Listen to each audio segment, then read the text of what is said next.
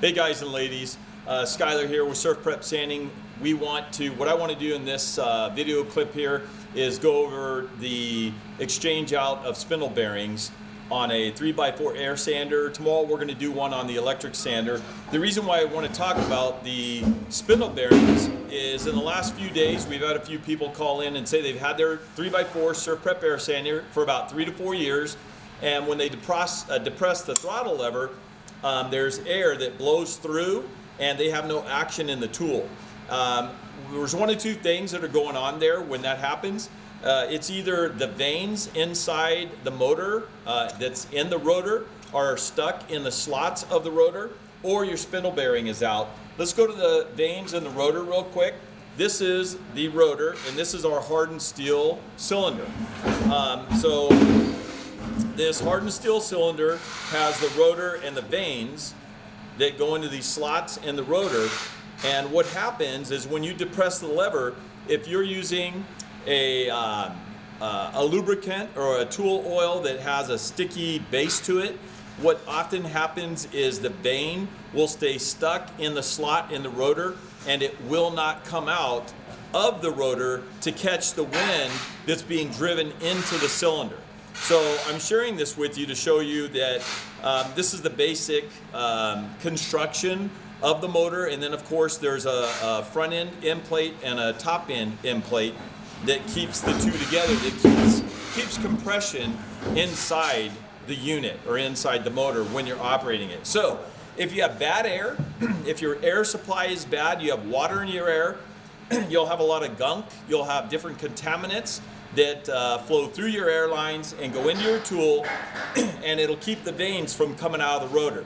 But what we're going to talk about today is changing out the spindle bearings, because when the spindle bearings lose all their grease after 3 or 4 years, that's metal on metal, and that metal on metal creates a tremendous amount of heat and the bearings break down. So we're going to go through that process. What I'd like to do is, if you can pan over here real quick, how I do this is I'll use a 2.5 millimeter screwdriver handle. I'll use a 2.5 millimeter L wrench hex that I use as well, and then I also use a 4 millimeter in the hex style Allen wrench. And I'll go through, as we go through the tool, you'll see where I use those. Another thing that you'll want to have on hand is a very small tipped bladed screwdriver. I don't know if you can see that real well. If I hold up maybe this cloth here, you can see how tiny. Does that help at all? Mm-hmm. You can see how tiny that blade is. You're going to need one of these. It's going to help to have a ratcheting 9/16 inch open end ratchet with a closed end. You're going to need a bearing separator to do this. You're going to need a slide hammer. You're going to need an adapter piece that screws onto the slide hammer, that this male thread here will ultimately be screwed into the spindle nut. This is a brand new spindle nut, and I'm just going to show you how this screws on here, but you'll see where and how I use this in a bit. And you'll need this slide hammer assembly, and then you're going to need a dish set, which this here is your dish that you're going to put the actual spindle nut into. When we reassemble the bearings, this is going to slide right in there and sit right there so that we can press fit the bearings back on to the spindle nut. So I just wanted to share with you some of the different tools that you need. The spindle bearing replacement repair kit is SPA 0497. What that has there is it has your two bearings. It has a shim, a locator shim. It's got the base washer that sits on the bottom, and then there's also a dust shield in here. Okay, so let's jump right into this. I'm going to use my screwdriver handled 2.5 millimeter hex, and I'm going to drop this down into the pad screws. I'm going to break those loose. I like to have a white terry cloth kind of a layout so that everything is positioned in an orderly fashion. These screws are small. They're easy to lose if you drop them on the ground.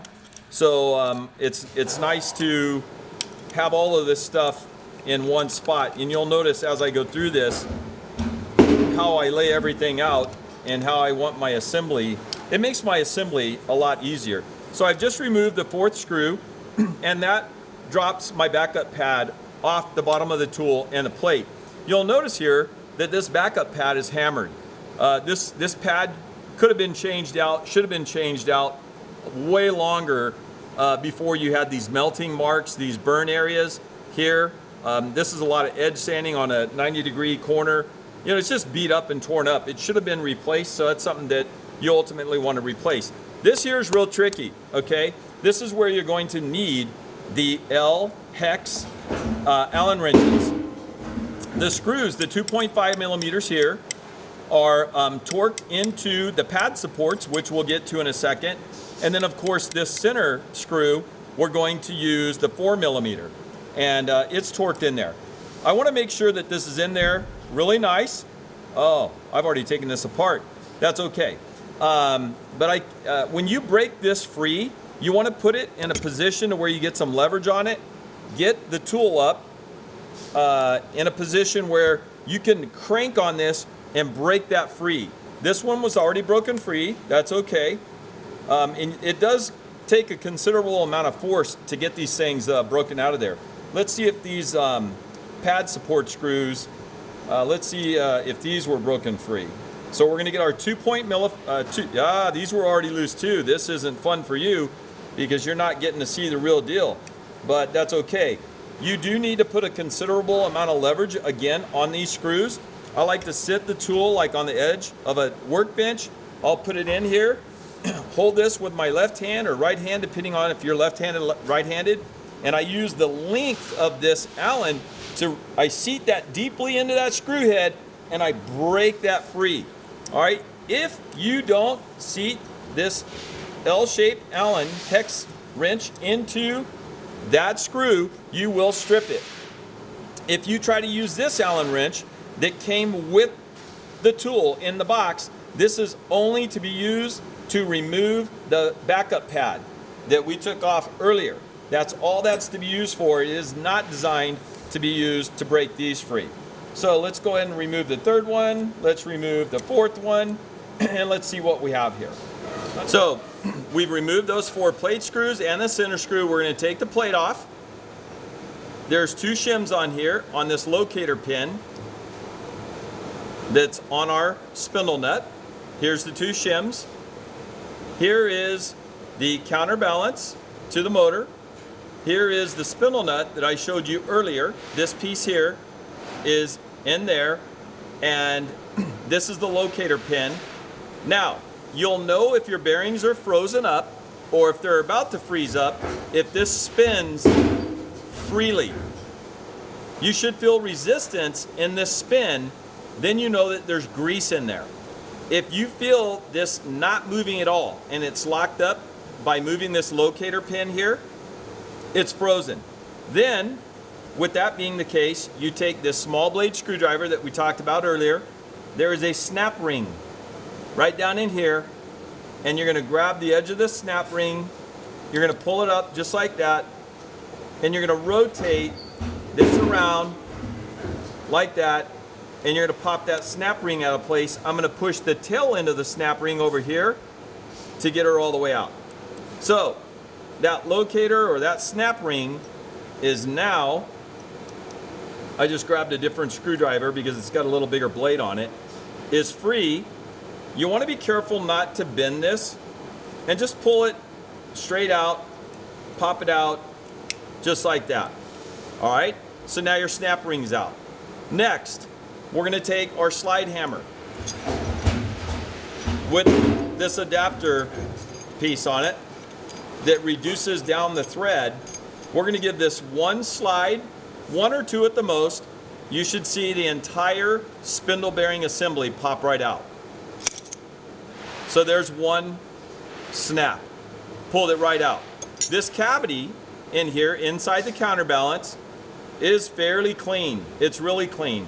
I usually, before I'll redo or do a reassembly, I'll hit this cavity with some brake cleaner. And I'll use some cotton swabs and clean out any residual grease that may be in there. So that's the removal of the spindle bearings. The pad supports are these two pieces here that look like ladders, if you can see that. I'm going to show you another tool that one of our guys repaired last week, and I want to show you what a broken pad support looks like. And I want to talk a little bit about why pad supports break. This looks like a ladder. If you notice here, there's 1, 2, 3, 4, 5 rungs to the ladder.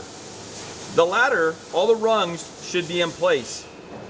If you can see here, this one is broken. How this happens is by exerting a lot of downward force into the substrate that you're sanding.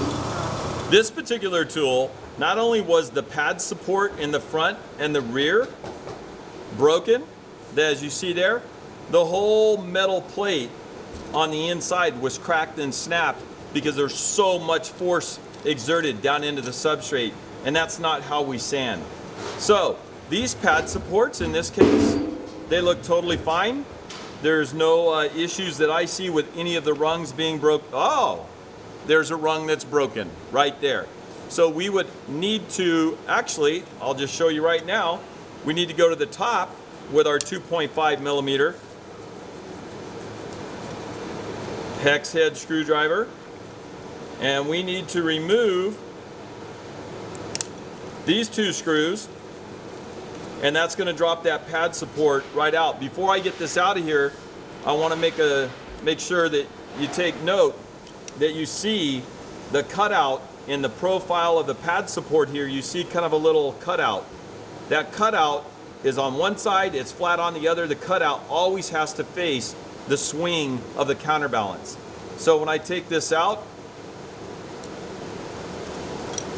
you will see that this pad support is broken. There's one of the rungs. When one breaks, they're all gonna pretty much follow that,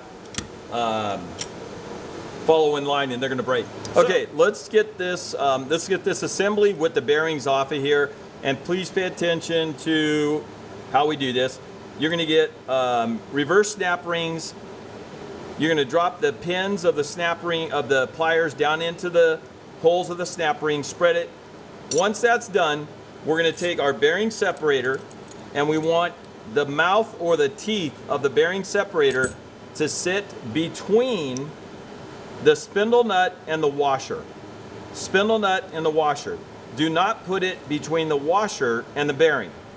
So we're going to take this, put it between, just like that. Now, hold on to these bolts. This is where you're going to take your 9/16 ratcheting open end wrench, boxed in with the ratchet in it. Makes it a lot easier. And you're going to just hit this a couple of turns like that, and we're going to just snug it up like that.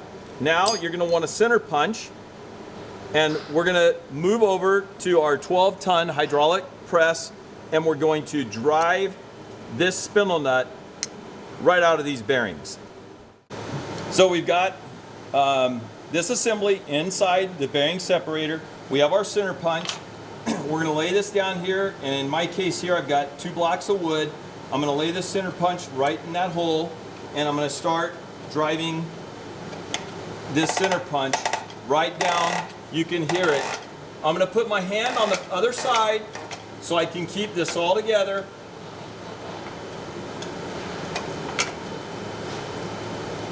That way I've got everything right here. Now we're going to go back to the workbench. So our spindle nut is free and clear from the bearings. Remember this sequence: washer, dust shield, locator shim, front end bearing. Front end bearing has a seal on one side. Lay it down. Bearing shim, back end bearing. So when we go to reassemble this, all of these items are in this bag, including the lock ring and the snap ring. the lock ring. That's all in there. I am going to use all these same parts and not use brand new parts, and I'm going to show you now how we're going to reassemble this.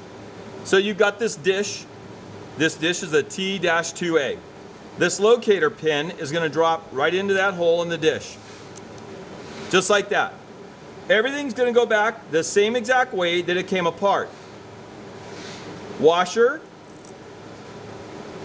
dust shield, locator shim. Then we're going to press the front end spindle bearing onto this with the seal down. You're going to use T-2B, which is going to sit right on top of the bearing. It's going to cover the outer race, and the inner race of the bearing so that it press fits it perfectly on without any uneven pressure. If you press that on in an uneven manner, you will twist the outer race and the inner race of the bearing, and you will cause bearing failure. We're then going to take our shim and locate it on here. We're then going to take our rear end bearing. It doesn't matter which way it goes on. We're going to put it on here. We're then going to sit this tool on here, and we're going to press this bearing right down on here. Put your forefinger and your thumb down there and locate that shim so that it's lined up perfectly. You are done. You never ever use the snap ring that you took off of here. You never use it when you put it back on. You can always use this lock ring that locks this spindle nut assembly back into the counterbalance. You can always use it as long as you didn't deform it and change anything with it. So we will get a new snap ring, and I want you to see the snap ring. You can see the difference. This snap ring has been sprung. This one's brand new. We're going to take our pliers, and this is delicate. You're going to put the tips into the snap ring. If you just, out of the blue, squeeze these pliers, you're going to destroy the snap ring. So I'm going to use my fingers. I'm going to spread this gently as I go until it drops over the shoulder of that spindle nut. Done. At that point, the reassembly, we're going to take this whole unit, we're going to drop it back down into here. But before we do that, we're going to put this lock ring back between the spindle nut itself and the washer. We're going to drop this right down in here, just like that. We're then going to take a small bladed knife. We're going to drop the ring in there, and we're going to work it around, and I'm going to grab this here and snap it right down in there. You want to make sure that you follow this all the way around so that this ring is completely in place. And at that point, you are done. So what we want to do is I want to finish off showing you how you would put the plate and everything back together on here.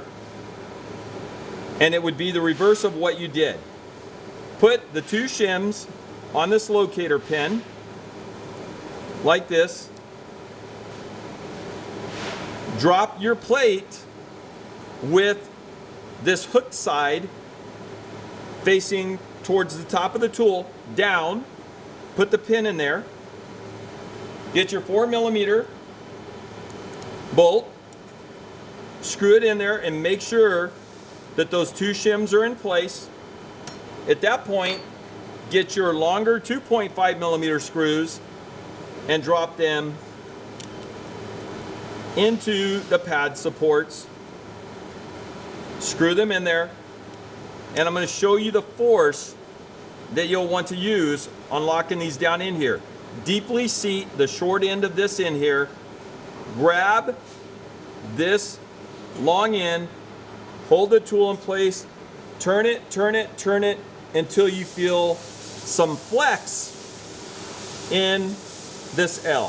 When you feel that flex, you're tight enough, get your 4mm, put it in there, really crank on that baby a little bit till you feel a little bit of flex, you're done. If you notice, I never did put the other pad support in the front, and the reason why is I wanted you to understand the changeout of the spindle bearing, but you can follow the same process and get through that whole installation just by doing what I showed you there. If for some reason your holes are not aligned, when you're trying to get this plate in place, just use a screwdriver, drop it in the bottom of that pad support so that you have access to the hole, put your screw in there, and then just screw it back down in there and crank that nice and tight so that you've got good flex on the tool.